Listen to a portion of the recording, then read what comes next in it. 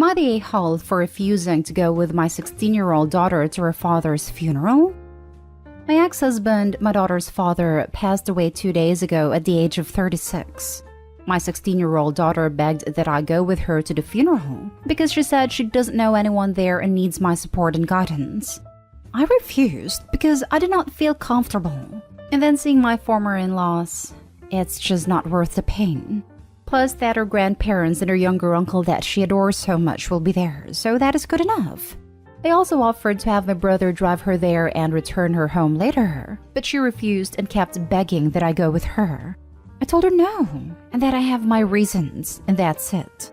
She unloaded on me yesterday, calling me bitter and selfish, and said that my hatred for her dad is still there and is disgusting. I was really hurt I had an argument with her, but didn't punish her for what she called me because she's grieving and is processing her father's passing. I just cut the argument and told her to go upstairs. She went inside her room and refused to come out for lunch and dinner. My boyfriend tried to stay with her and get her to eat, but she refused. He told me later that this is obviously something my daughter is not dealing with properly, and suggested I just go to the funeral, because if I don't, then there will be lasting resentment for my daughter. I went to bed but couldn't sleep over this. I feel like just because she wants this doesn't mean I just go with it. I never push her to do anything she doesn't want to do. Edit. Just a minute for those who are suspecting that there's a girlfriend there that I don't want to see. No, nothing like that. My ex-husband never dated after me because he was dealing with multiple chronic conditions, which is the main reason for our separation. My daughter never wanted us to divorce and she blamed me when the courts granted me custody because her dad was not able to care for her. I don't hate my ex-husband. He's my daughter's father and losing him is devastating for me. That is why I wanted to grieve in peace. As for my in-laws, they resent me for initiating divorce in the first place and accused me of abandoning their son. Now for the top comments. You're the a-hole. That's your 16-year-old daughter. And you're just not willing to support her doing the hardest thing she'll ever do? You're not a mom. You just gave birth to her. Something tells me once she turns 18, Opie won't be seeing a whole lot of her. I've read Reddit, but in some sense that amplifies the issue because she's completely putting her grief before her daughter's. You're the a-hole. I understand that it will be hard for you, but it's harder for her. Her dad is dead, and she needs her mother. Step up. This is exactly it. This would be the last interaction you likely would have with your ex-husband's family. I think you can push through and be there for your daughter. She divorced him because he was sick.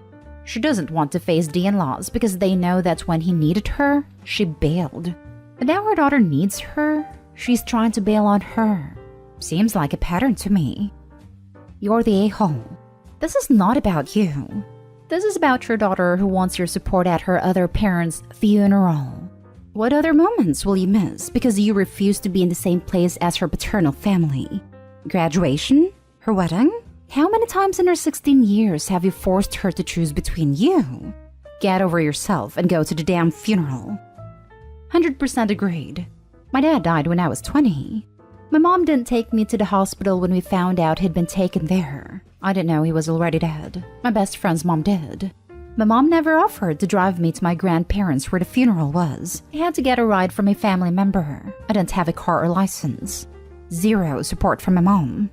My parents had been split up for a long time but were civil. There was no reason at all, except my mom won't deal with emotionally hard situations, and I get to suffer the consequences. It's a pattern. And as an adult, I don't really want to have a relationship with her as a result because she's too emotionally stunted to deal with her own crap. Next story. Am I the a-hole for visiting my late husband's grave every month with my kids? Plus little update. I, 31 female, lost my ex-husband 2 years ago. We were married for 5 years before he passed away due to cancer. He has given me 2 beautiful kids, twins, both 6 years male. After his passing, initially, I used to visit his grave every week, and I used to sit there with my sons, bring him flowers. My kids would often make cards. But then it became a monthly routine. The kids would get excited visiting daddy. I have already had a talk with my kids about their father passing, about why they don't see him around. Then I met John, 36 male, last year. I wasn't looking forward to dating anyone honestly, but he made me feel safe. gave me the space to grieve about my ex, and he was great with the kids. He proposed to me 2 weeks ago. I was overjoyed, and so were the kids. They love him so much. Yesterday, the kids and I were going out to visit my ex's grave as we do every month. My fiancé seemed like he was upset about it, but didn't say anything when we were leaving. I asked him if he wanted to come, and he said no. Cut to yesterday evening, when we were having dinner and the kids were talking about how they told their daddy about John. He again seemed upset and changed the topic. When we were going to bed, I asked him again. He said that he was the kid's dad now, and he feels left out when we go to my ex's grave. I told him that he can come along, even pointed out that I did ask him if he wanted to that day. I have also asked him if he wanted to previously. He said I'm creating an unhealthy attachment for the kids with someone who's not even there, and that I have an unhealthy attachment to my ex-husband. I told him that he knew what he was getting into, and this wasn't an unhealthy attachment. The kids deserve to know who their father was. And just because he's their father doesn't mean that John can't be theirs too. It's not a competition, and he shouldn't treat it that way. He slept on the couch on his own accord yesterday night and hasn't spoken to me since. Am I the a-hole for bringing my kids along to their late father's grave? I feel like I might be the a-hole for making my fiancé feel excluded. And he might be the a-hole for making this a competition between him and my ex. Edit. I'm sorry for causing any confusion by calling him my ex-husband. We were married until he passed away. I meant my late husband. Not the a-hole. Getting married to you doesn't make him their dad. And there's nothing unhealthy at all over them mourning their loss. And likewise for you. He's an a-hole, plain and simple. Thank you. He's literally making it seem that now that he is here, they don't need their dad anymore, which is just so weird to me. He's acting as if he's in competition with the dad's spouse, and that's not healthy. Maybe counseling will help him sort out his feelings. Your deceased husband isn't going to be replaced like he's a puzzle piece, and John needs to understand that. True. Please don't marry him until this is resolved. And have a conversation about keeping the kid's last name, or for this to become a conversation when the kids are 16 and can choose for themselves, although they should keep their late father's name in my opinion. Not a-hole. He is for basically saying you and your children are no longer able to visit the grave of their dad because he's now in the picture. He isn't his replacement. You welcomed each other into each other's lives, and him wanting to spend the rest of your lives together means he has to accept some of your past will be a part of your future together. Exactly, and we've had that discussion before. I told him that my ex-husband will always be a part of my life, especially since we have had kids together, but it's not like John is less important. And I do intend, and having kids with John too. But now I'm worried he'll treat my kids from my previous marriage different from the ones we might have later just because he pulled this move. It's quite insulting to you as his partner to disregard the thoughts and feelings of yourself and your children. It makes me feel he doesn't fully understand the loss and grief you guys are going through. And instead of talking about that with you, he's instead acting out and taking it out on you instead. I know this might be difficult to hear, but if you're feeling that way with future kids, it may be an idea to rethink if this is a man you want to marry. Yes, I am starting to feel that he doesn't understand it either. He did earlier, or pretended to. Some people on this thread said this is a sign of mistreatment, but now I'm rethinking everything that he might have pretended to be. Definitely reconsidering marriage. Now for the little update. I am overwhelmed by everyone's responses and I'm reading all of them. Sorry if it takes time to reply. I really want to thank everyone for opening my eyes to this situation.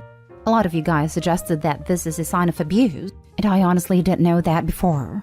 It's been overwhelming to come to this realization, but I'm glad I know this now before we got married. Next story is titled, Am I the a-hole for calling my friend an idiot for wanting a maternity test? My friend Dan recently found out he might be a father. I say might, because the girl he's been having an off/on relationship with, Kara, is pregnant, and he's not sure if he's the dad. She offered to get a paternity test once the baby is born, and doesn't expect any kind of support until they find out if the baby's his. He's on board with that, and appreciates that she's not pushing him into fatherhood if the baby isn't his. The issue is that when he was talking to me about it, he also said he wants to get a maternity test done to make sure the baby's hers. Kara is visibly pregnant. We know she's pregnant because she did a maternity photo shoot and posted it on social media. So it's obvious she's not faking being pregnant. We've both seen her in person too, and she's most definitely pregnant. However, Dan believes that the baby might not be hers.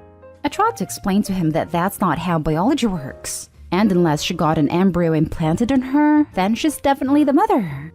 She's a waitress and works for minimum wage plus tips, so I doubt she has the money to afford an embryo implantation. Plus, it's ridiculous to think that she'd do all that just to baby trap a guy who is unemployed and living with his parents at 32. Plus, he's never donated sperm. He's genuinely convinced that the baby might not biologically be hers, despite not only me, his mom, and our other friends explaining that that's not how baby/pregnancy works. He's still insisting on a maternity test and told me that I was being ridiculous and that I'm the one who doesn't understand biology, despite me studying to be an autopsy pathologist, which has required quite literally years of biology classes. I got fed up and called him a senseless idiot and told him to call me when he got his head screwed back on straight. Ever since then, he's been spamming my phone and has gotten a couple of our friends to spam me as well, telling me I'm being insensitive and he's just stressed about possibly being a dad. So, am I the a-hole for calling my friend an idiot? Now for the comments. You call them like you see them, and wow, his bulb doesn't have many lumens. That poor child. I hope it takes after the mother. Not stay home. I love that. I hope you don't mind if I steal that phrase. Well, how bright can the mother be? I mean, she slept with this guy. Not stay home. What the actual heck? That was my response. After the words came out of his mouth for the first time, I quite literally said, "What the actual heck are you talking about, Dan?" I have to know, what is actually theory about how the baby was formed? Let's take it at face value. Somehow it is possible she got pregnant from an egg that was not her own. How does he propose that this happened? But not stay home. What the heck? I've tried asking him his reasoning, and he tried to explain to me something about how when women's menstrual cycles sync up, it's possible for them to share eggs. It makes sense to him because Kara lives with 3 other women, and their periods tend to happen around the same time. He thinks one of her roommates could be the true mother. He also believed in telegamy up until a year ago or so, but our friends and I were able to explain to him why that's not possible. It took way too long for him to understand it though. Now for the last story. Am I the a-hole for calling my wife a hypocrite for making our son do chores when he's sick but not our daughter? My wife, 43, and I, 41, have 2 kids. A 16-year-old son from a previous relationship of mine, and a 14-year-old daughter. My son has been living with us full-time since he was 4. To the current issue. My son has been suffering from cluster headaches for about 1 year now. They run in my family. He gets them every other month. Yesterday, he got hit by one again while I was at work and my wife was home. When I got home in the afternoon, I found my son in the driveway carrying pots of plants inside. My wife loves everything that has to do with gardening and plants and regularly buys new ones. Or rather attempting to. He was visibly in pain, pale, moving slowly, the typical watery eye, etc. When I asked him what he was doing, he told me my wife had told him to help her move those. But I didn't think he was in any condition to do so and sent him inside and to bed. I got inside and confronted my wife with it, and she immediately got mad at me, saying it wasn't a big deal for him and that she had him take one of his pills. They help but can only do so much. So I reminded her that she lets our daughter stay home from school for 2 days every month and frees her of any chores when she's on her period. It is essentially being a biased hypocrite. We argued for a while, and she said I'm undermining her authority, but I insisted on leaving our son alone for the day and carry the plants inside myself, which I'd done anyway had she just waited for me. Just to clarify, I don't interfere with my wife keeping our daughter home when she's not well. If she says that's necessary, then it's fine with me. I'm also not asking what is worse, but I don't think it was okay for her to make our son do this when he was in a lot of pain and basically grimacing with every movement. She also knows that he's not that great at standing up for himself. But am I the a-hole for that argument? As a person with headaches and period pain, your wife is an a-hole. Not an a-hole. Yep, same. I get bad period cramps and backache, but it doesn't even compare to the massive headaches I get. When I have cramps, I can still move around, but when I get a headache, I just can't. Moreover, they're cluster migraines. Migraines need painkillers, a dark, quiet room, and sleep. Not manual labor. Not a-hole OP. Yeah, this isn't just some headache. This is bad enough that people have killed themselves to get rid of the pain. It's one of the most painful things known to medical science. Not a-hole, but your wife is. Seems to me like your daughter gets special treatment over your son. I know both are your children. Either she is sexist and thinks women are inferior to men, since the daughter doesn't have to do any chores because of her period, but your son has to do chores through cluster headaches. Or she has less respect for your son since she didn't give birth to him. Oh, I didn't catch she was the stepson. Yep, that could be a factor too. Not a-hole. You should probably investigate in what other ways your wife is actively mistreating your son. Hey, thank you. About my son and wife's relationship in the past, she's always been an important figure in his life, as it was very hard on him to lose his bio mom so early. She got really sick shortly after his 4th birthday and has been unable to care for him since. My wife made effort to be a good stepmom to him. However, she did get stricter on him as he became a teenager. She has experienced some bad stories about kids turning their backs on step-parents in her family. We talked about this a lot and even did counseling for a while, which helped the issue. That being said, I was caught off guard and extremely shocked when I heard what my wife had made him do while he was unwell. I'll definitely investigate now. We have a small vacation house. I'm thinking about taking him there for the weekend. I don't know, he usually tells me things.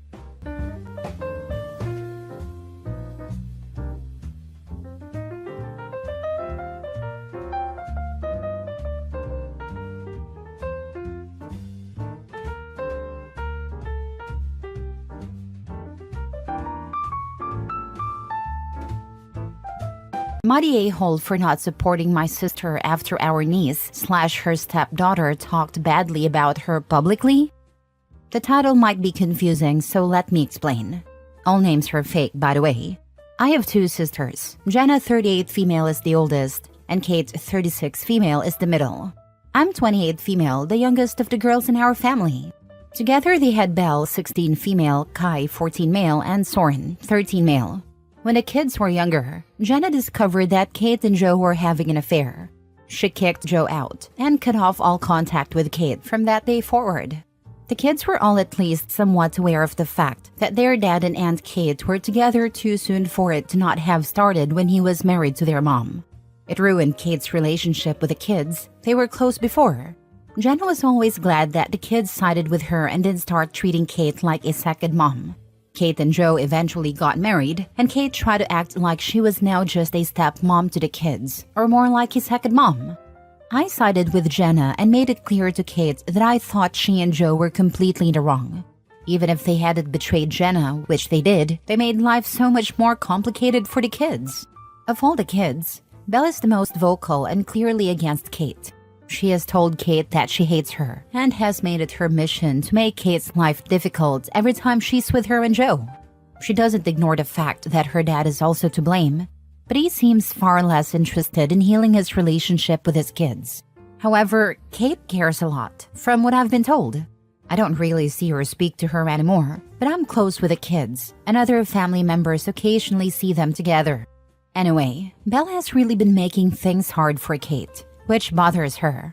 Until recently, Kate thought she could win them over, but then she found out that Belle had publicly shared with friends, their parents, people at school, and people in Kate's life who she works with, that Kate and Joe had an affair and that she and Jen are sisters.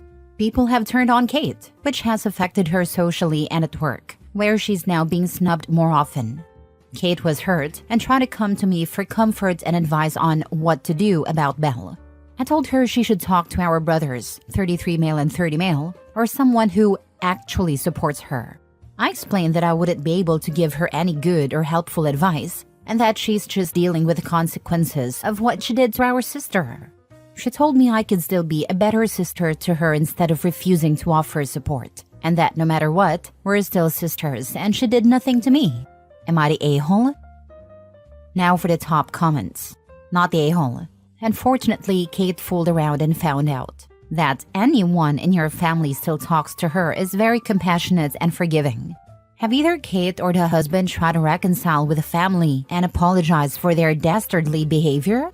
Kate could seek counsel from a therapist or a pastor, or literally anyone outside of the family. To claim that she has done nothing to you so you should support her shows she doesn't understand the severity of her actions nor how it has impacted the entire family. There was never an apology. Joe never cared enough about the consequences to make one. Kate did care a certain amount, but more so I think about the consequences to her than the hurt caused. The fact that she lost the respect and love of the kids was a big thing. But also she lost me, Jenna, and our parents mostly. Our brothers talk to her the most, but even they don't have a close relationship with Kate anymore. When Kate wants you to be a better sister to her because she didn't do anything to hurt you, respond with, "You haven't done anything to hurt me yet. The future is open and you have proven that you can do it." She did do something to hurt Opie. Any compassionate sister/aunt would be hurt having to watch the devastation Kate caused to Jenna and her kids. What to do? Don't sleep with married men. Not the a-hole. Especially your sister's husband and the father to your niece and nephews. Not the a-hole. Hilarious of her to ask you to be a better sister after what she did to Jenna.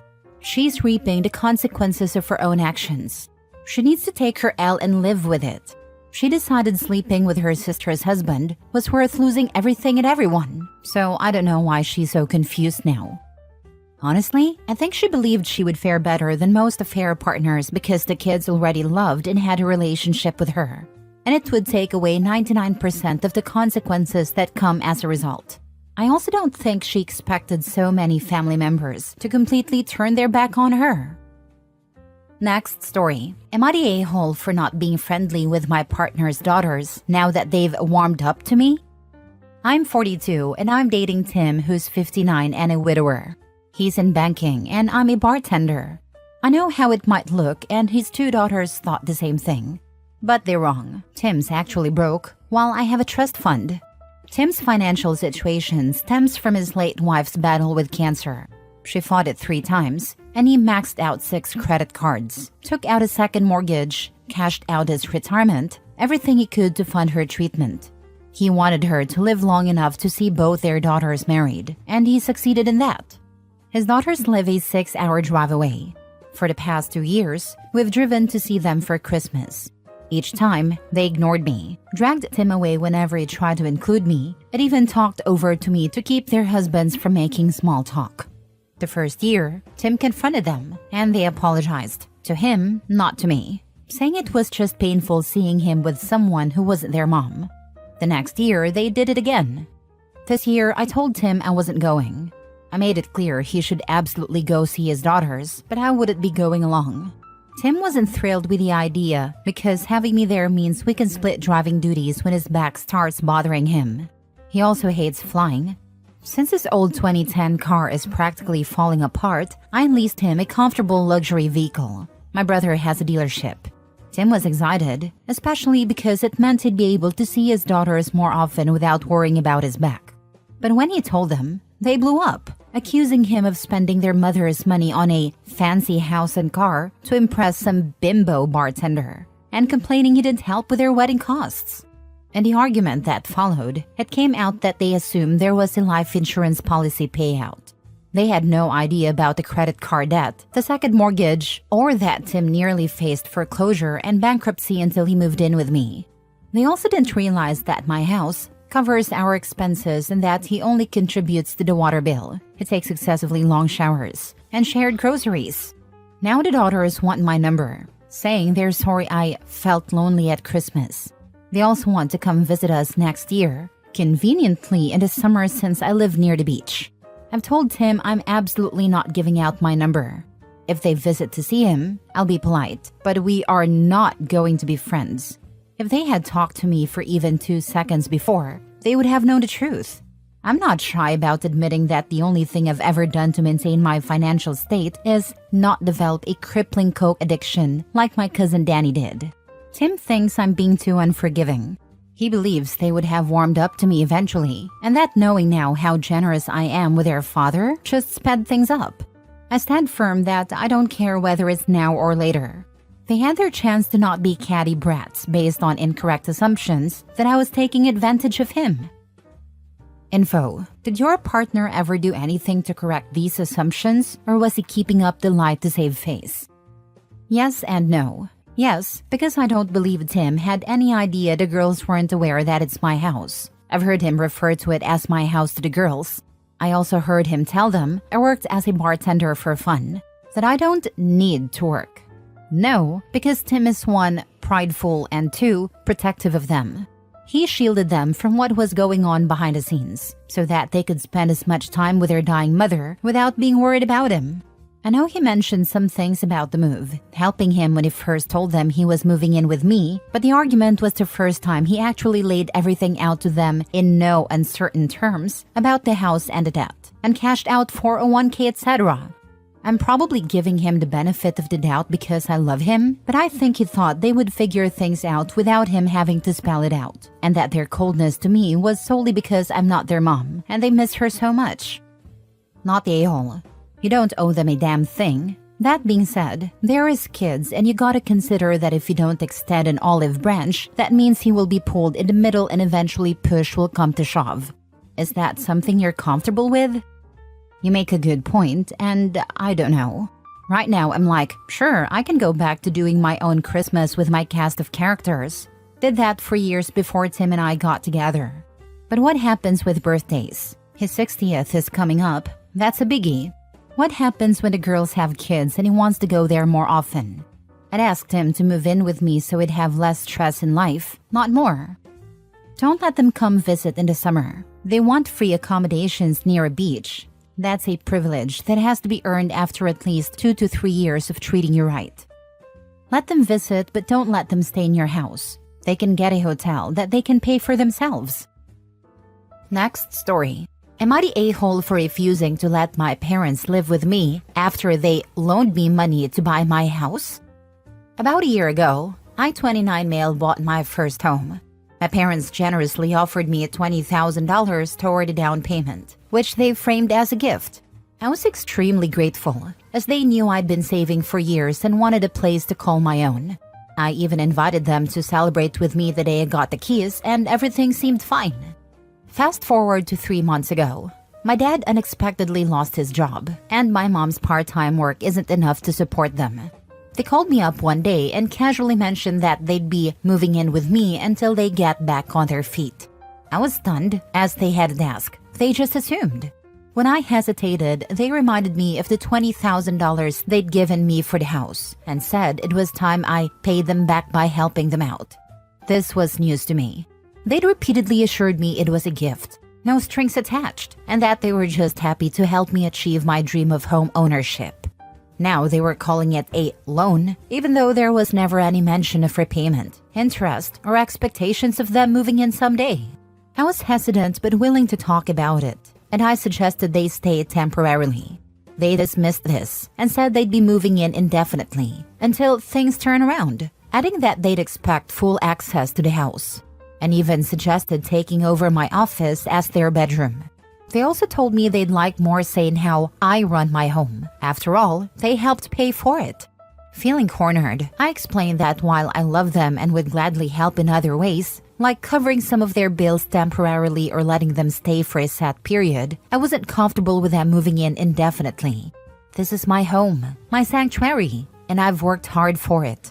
They were furious, saying I was ungrateful and that family should support each other.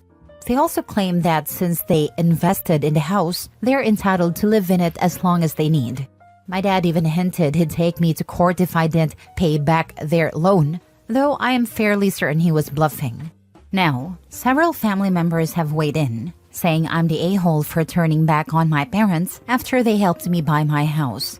But I feel like they changed the terms after the fact, and I don't think it's fair to demand indefinite housing when that was never part of the deal. So, Am I the a-hole for refusing to let my parents move in after they loaned me the down payment? Now for the comment. If I was in your shoes, I would take out a loan for what they gave you and hand the money to them. Tell them you are done and walk away. I've actually been considering that exact option. It's frustrating because they originally insisted the money was a gift. But if paying them back fully will restore boundaries, it might be worth it. I'd have to adjust my budget and take on extra debt. But honestly, that feels like a better solution than constantly having to defend my space or argue over my independence. Thank you. Don't let them move in. Do not let them move in. You will regret it. They will never leave. Think about it. Always there, changing your home until it's theirs. Until you get so fed up you'll want to pack and leave. They gave you the money as a gift, and now they mismanage their finances or reframing it, as in lying that they invested in your home. BS. Don't let them move in. Not the a-hole. Thank you for this. Honestly, your perspective has helped reinforce what I was already feeling deep down. You're right. This is my home, and it's somewhere I worked hard to make my own. I've been nervous that letting them move in would mean losing all sense of control over the space I've built. It's already overwhelming knowing they're insisting on things like taking over my office, and I'm genuinely worried they'd try to change even more. The fact that they're reframing the money as an investment after saying it was a gift has thrown me. It feels manipulative. And while I want to help them in ways that make sense, moving in indefinitely isn't the answer. Thanks for backing me up on this. I needed a reminder that setting boundaries doesn't make me a bad son. Last story. Am I the a-hole for leaving my sister's kid with a family friend after she was hours late picking him up? I, 36 male, agreed to babysit my sister's son, 8 male, last Friday night so she could go to a friend's event. She said she'd be back early Saturday morning, and I was happy to help. I even planned some activities for us before she came by, since I don't often get to spend time with my nephew. Saturday morning rolled around, and by 9 a.m. she hadn't shown up. I texted her and she replied that she was on her way, so I didn't worry. We had breakfast, hung out, and waited around until about 11 a.m. I texted her again mentioning that I had plans at 3 p.m. and she replied with, "Be there soon."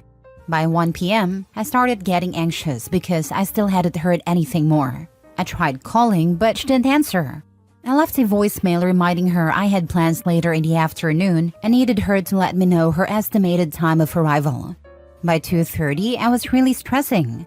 I had been planning to leave by then to get to my friend's party, but she still hadn't shown up or answered her phone. Finally, around 3:30, after calling and texting with no response, I reached out to a family friend who lives in my building. She's known my family for years, and my nephew and sister know her well, so I knew he'd be comfortable and safe. The family friend was happy to help. So I explained the situation and left my nephew with her, giving her my sister's contact info in case anything came up. When my sister finally picked up her son at 5 p.m., she was furious. She accused me of abandoning him, saying I'd had one job and should have waited. I explained that she'd promised to be back in the morning, then ignored my texts and calls. I also told her I'd left him with someone we all trusted. She said I should have sacrificed my plans, even if it meant waiting all day since family comes first. I feel guilty for leaving him, but I was hours late to my own event and frustrated by her lack of communication. Am I the a-hole for not waiting for her to show up and leaving my nephew with a trusted family friend? Not the a-hole. The child's mother wasn't there at the predetermined time. If she was willing to actually get in contact with you and be upfront about the actual arrival time, she could have had a say in where her child will be spending the remainder of the time. Definitely not the a-hole. She should have been more responsible. I'd like to believe this is fake, because it's ridiculous to think anyone would behave like this. But these days, it seems pretty likely. Of course you're not the a-hole, and I guess sis will need to find a new sitter because I would never be willing to help her out again. My niece would do this stupid stuff with her kid. She did it to me once. I called her phone every 5 minutes until she finally came and got her. Nobody would babysit for her because of it. And her daughter was still an infant. That's how quickly she burned her bridges.